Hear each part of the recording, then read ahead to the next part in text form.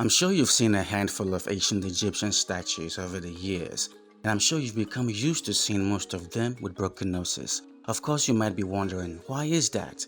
This has caused some people to speculate about a conspiracy to hide the identity of ancient Egyptians. So was it done deliberately, or is there some other explanation to this?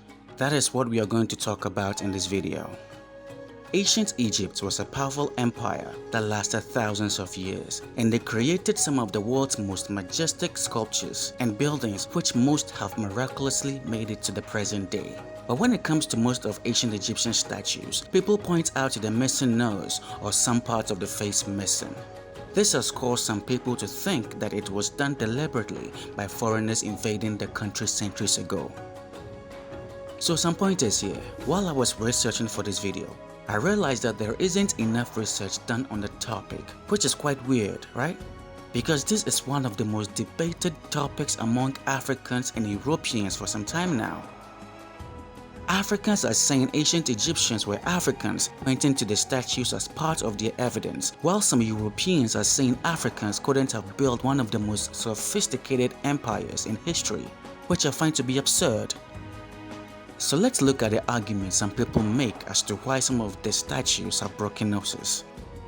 First, they believe that some statues were reused in the past during the Roman Empire.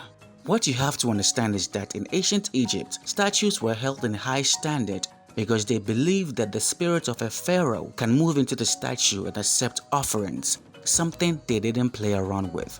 So it might be possible that some of the statues were reused in the past when they were no longer needed. But there is one problem to this. What's a small chunk of limestone from a statue's nose going to do in a building structure while the whole statue is still in place? The second is natural erosion could be the cause of some statues missing a nose. Of course, most statues were made from limestone, which are soft stones that are liable to erode when exposed to weather conditions. But some of the statues were built using sandstones, which are very resistant to weather conditions. Plus, the whole bust survived and not the nose. I know some of you will argue that the nose is the easiest part to break off, and you might be right. But one look at these statues will give you a feeling that it didn't break off, but it was chiseled off instead.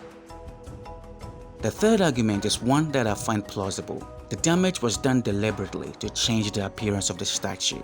This happened even during the golden age of ancient Egypt. Later pharaohs tried to put their names on old statues, claiming it to be theirs. But even with that, it's not enough reason to find statues of non-pharaohs who have their statues missing a nose. So the question we should be asking is, how do we know who damaged the nose of these statues?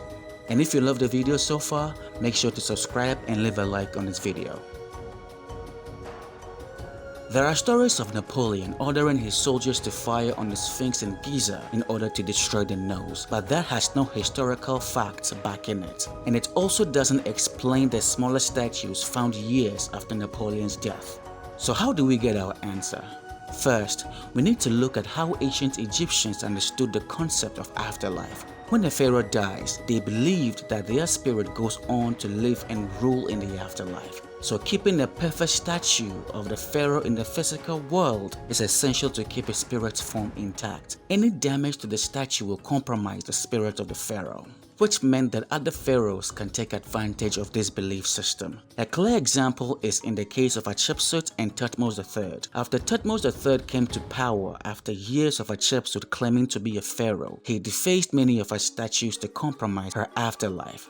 So we stand to reason that other pharaohs did the same to their predecessors. Secondly, most of the statues are thousands of years old, so it's normal to have some wear and tear on some of them. And during the 1st century CE, when ancient Egyptians were converting to other religions, most of the statues of the gods and pharaohs were defaced because they believed that they were still a threat to their newfound religion. But why target the nose? It's simple. The nose is the source of breath in this life and the next. So damaging the nose is the easiest way to kill the spirit. In other words, disconnecting from the ancient past. So how do we know who damaged the nose of these statues? It's safe to say politics and religion played a major role in this. But inasmuch as this tries to give an explanation, it doesn't really take away the fact that there was an early attempt by early Egyptologists to change the identity of ancient Egyptians. Maybe that's why Africans believe that this was done deliberately when Napoleon invaded Egypt in 1798. It was a deliberate attempt to deny that ancient Egypt was an African culture, and I believe it still goes on to this day. So I hope this video helped you get some understanding, but of course, the debate will continue. Let me know what you think in the comment section. Thank you for watching and see you in the next video.